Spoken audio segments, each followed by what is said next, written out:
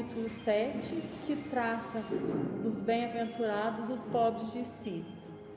Alcione, né, na quinta-feira passada, ela já expôs muita coisa sobre essa bem-aventurança.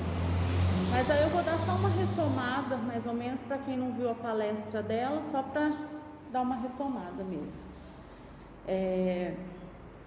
O Haroldo Dutra, ele nos ensina que a tradução que foi feita, bem-aventurados pobres de espíritos, ela foi feita em hebraico, que na época se falava em hebraico, né?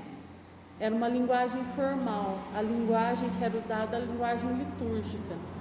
Então, quando ele transformou ela para o aramaico, que era a linguagem comum, né? Que falava lá no dia a dia entre os povos, aí ele ficou um pouquinho diferente. Bem-aventurado o pobre e o contrito de espírito. Na verdade, assim, muda pouca coisa, né? Porque a essência mesmo é o que vai prevalecer. O que seria? Seria a humildade, né? Que Alcione já falou. Jesus, ele fala dessas bem-aventuranças para pessoas simples que acompanhavam ele. Então, esses pobres de espírito que ele fala, não são os pobres de espírito que nós, o homem de hoje, acredita ser pobre de espírito, na inteligência, né, com pouca inteligência.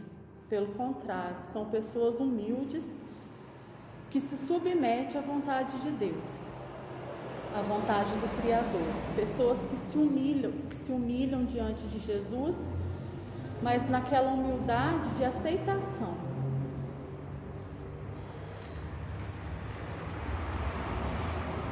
E o ser humano, ele está progredindo de acordo com o planeta, né?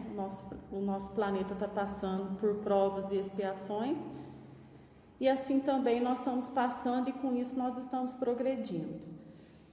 Mas é necessário que a gente cada dia progrida mais e que a gente aprenda a ser humilde. O que nós podemos afirmar que uma pessoa é realmente pobre de espírito? É uma pessoa que tem ausência de orgulho. Eu vou pedir permissão para inverter aqui a ordem, porque eu comecei a falar de orgulho, então eu já vou passar para o item 11, que fala do orgulho e da humildade. Então ficou invertido, né? Eu vou aproveitar esse gancho para poder falar. No item 11 do Livro dos Espíritos, do Evangelho, que fala do orgulho e da humildade, o Lacordaire, que é um espírito, né, ele traz uma instrução para a gente, falando que ele vivenciou um tempo e numa encarnação dele, ele era ateu. E aí, ele fala assim, de modo generalizado, né, que os ateus, eles têm, de certa forma, um orgulho, porque eles não acreditam que que existe um ser superior, um ser grandioso acima deles. Então, ele fala que nessas jornadas dele, nas reencarnações dele, quando ele voltou, né, sabendo que ele era ateu, mas que depois ele sofreu muito com isso, até ele sair desse orgulho dele e se submeter e acreditar em Jesus. E Divaldo Franco, ele vem nos relatar, através da Joana de Ângeles, que normalmente os ateus, eles são pessoas que tiveram reencarnados na Terra e tiveram assim, eles foram muito, como que eu posso dizer? Muito obcecados por uma religião, enxergava só aquilo, né? E aí quando eles desencarnaram, eles viram que não era nada daquilo. Então eles voltam voltam todos revoltados e por isso então de ser ateu.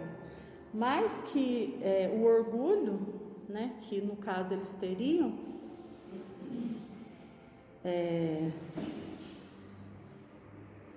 com o tempo eles vão vendo que eles têm que mudar. Assim como todos nós, né, que todos os dias a gente tem que mudar. Deixa eu ver o que mais.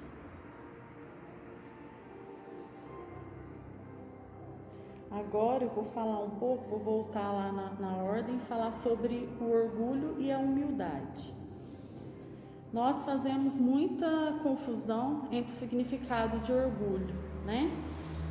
Para a gente, orgulho é um contentamento, quando na verdade o orgulho é algo excessivo, uma coisa que não é boa.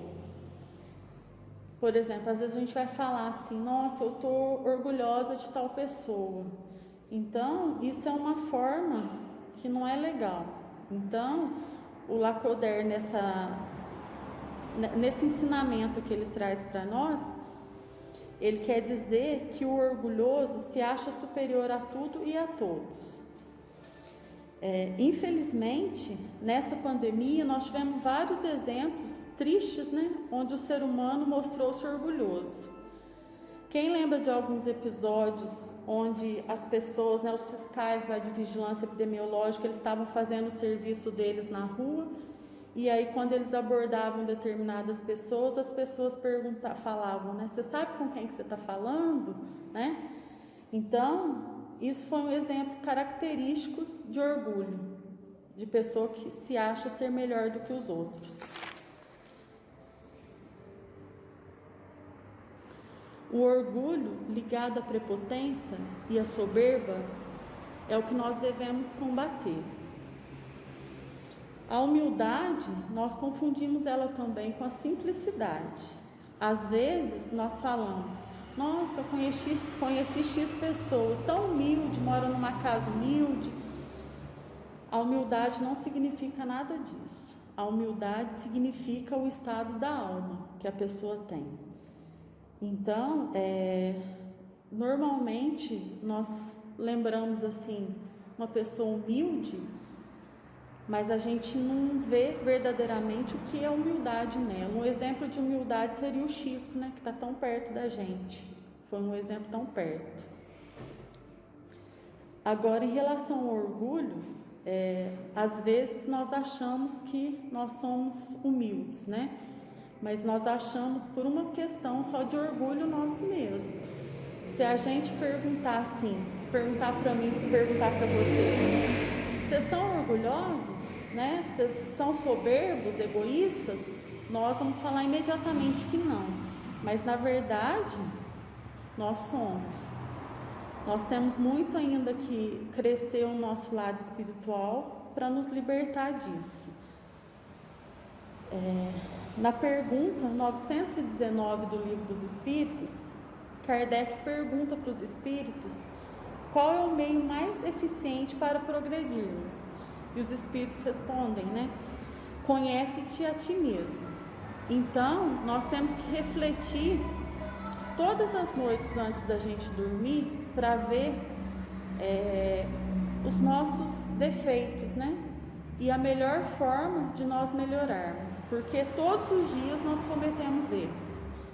Então, todos os dias nós temos que refletir a respeito desses erros e tentar melhorar. Agora, retomando ao item 7, dos mistérios ocultos aos sábios e aos prudentes. Eu vou ler para vocês. Então Jesus disse essas palavras: Eu vos rendo glória, meu Pai, Senhor do céu e da terra, por haverdes ocultado essas coisas aos sábios e aos prudentes, e por haver revelado aos simples e aos pequenos. Quando Jesus disse essas palavras, assim, para a gente entender, né?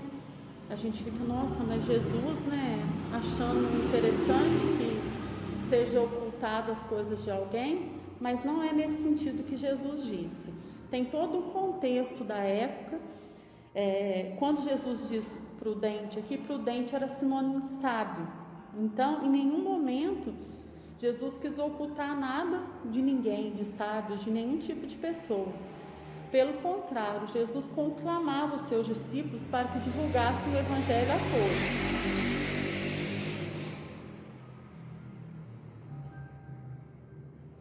Kardec nos disse que se formos levar a palavra a alguém, é comum que quem tem mais conhecimento tem mais facilidade de entender. Porém, o humilde, o simples, o pequeno está mais aberto a receber esta palavra. Isso explica o fato de Jesus ter dito a forma como ele disse, né? As pessoas com maior poder aquisitivo na época de Jesus, elas não tinham tempo, não tinham interesse de escutar as palavras dele. E aí a gente fica refletindo, será que é só na época de Jesus ou será que hoje também é assim? As pessoas que têm mais poder aquisitivo, né? Elas estão abertas para escutar o que Jesus tem para falar? Porque Jesus fala de várias formas. Ele fala através do irmão que está necessitando de alguma coisa, seja material, seja de uma palavra amiga. Então, será que nós estamos tendo tempo para escutar o que Jesus fala? Nós não podemos esquecer também que a multidão que acompanhava Jesus, parte das pessoas eram pessoas que não tinham muito destaque na sociedade, né? Então, elas dedicavam o maior seu tempo para Jesus. É claro que tinha umas ou outras que tinham destaque que também acompanhavam Jesus, como era o caso de Joana de Cusa. Mas normalmente essas pessoas que tinham recurso material, elas tinham até vergonha de procurar Jesus, porque Jesus era humilde, né? Então, e ele era, por exemplo, no caso de Nicodemos, que era um senador do Sinédrio, ele foi procurar Jesus à noite, porque ele não queria que ninguém visse que ele ia procurar Jesus. Então, muita gente às vezes tem vergonha de procurar Jesus, tem vergonha de submeter à vontade de Jesus, né? Então, é nesse contexto que Jesus pronunciou essas palavras. Agora nós vamos falar sobre a missão do homem inteligente na Terra. É o último item desse capítulo 7. A mensagem, ela foi trazida por Ferdinando e nos fala de uma inteligência como ferramenta que Deus nos dá para executar nossas obras aqui na Terra. Se observarmos o desenvolvimento da nossa inteligência ao longo dos tempos, vamos ver que esse desenvolvimento foi enorme. Se a gente comparar lá o homem primitivo a hoje, nosso desenvolvimento não tem nem o que se falar, né? Um exemplo muito real e atual que nós estamos vivendo é a descoberta da vacina do coronavírus, que foi uma vacina que foi descoberta em tempo recorde, né? Então aí a gente já vê a missão do homem inteligente na Terra usada para o bem, né? O problema se dá quando acreditamos que a inteligência que nos foi dada nos torna superior aos outros, que é o que mais acontece, né? E Deus nos coloca no meio onde podemos desenvolver nossa inteligência, e porque essa pessoa tem uma missão. Então, a gente não precisa acreditar, por exemplo, que nós somos inteligentes, conseguimos desenvolver tal coisa, porque isso é mérito nosso só, não. Isso é mérito mais de Deus, que nos colocou naquele meio para que a gente pudesse desenvolver. Porque dependendo da condição que Deus prepara para a gente, a nossa inteligência não vai adiantar de nada. E agora, citando um exemplo que o próprio Ferdinando citou, ele fala de um jardineiro que recebe uma enxada para cuidar de um jardim. Se ele pega a enxada e levanta contra seu chefe, ele está cometendo um erro grave. Então, quer dizer, não vai adiantar nada para ele essa missão dele de ser jardineiro, né? Seria a missão para quem recebe a inteligência. Cada um recebe um tipo de inteligência. O objetivo da nossa inteligência é usar em benefício de todos. A oportunidade que nos é dada tem que ser usada sempre em favor do bem comum. Quantos empresários bem-sucedidos que exploram seus funcionários, eles tiveram, né, a inteligência, a oportunidade, mas estão usando tudo errado. Quantos homens inteligentes passaram pelas nossas histórias, né, mas foram capazes de dizimar milhares de pessoas, por exemplo, Hitler. O que é muito comum vermos também nos dias de hoje são homens públicos, os políticos, que foram conduzidos a esses cargos com a missão de transformar para o bem comum e usar desses cargos em benefícios das pessoas, e eles acabam usando em benefício próprio, e gera com isso fome, miséria, desigualdade, principalmente os corruptos. Essa é uma péssima missão do homem, que ganhou inteligência e oportunidade sobre a terra. Ferdinando, ele nos dá mais uma palavra nessa comunicação que ele fez a respeito dessas pessoas que não utilizaram a oportunidade e a inteligência para o bem. Ele escreve: eles arrastarão existências miseráveis e cheias de humilhação, até que se curvem diante daquele a que tudo deve. Então, a gente paga, né? Se a gente cometeu o mal, a gente vai pagar com o mal. Agora, falando de inteligência voltada para o bem, que constrói, né, que desenvolve missões, a gente pode falar do Gandhi, que levou a Índia, cessou a Índia, a briga da Índia com a Inglaterra sem usar nenhum disparo, sem usar nenhuma violência. Mandela, né? Empresário do bem, o Antônio Hermílio de Moraes, que dedicou às obras sociais, né, do Beneficência Portuguesa, né? Então, nós, dentro da nossa inteligência, dentro da nossa oportunidade que nos foi dada, nós temos que refletir sobre a nossa humildade, sobre o nosso orgulho e transformarmos nós para depois transformarmos o mundo. É essa palavra que eu tenho para falar para vocês.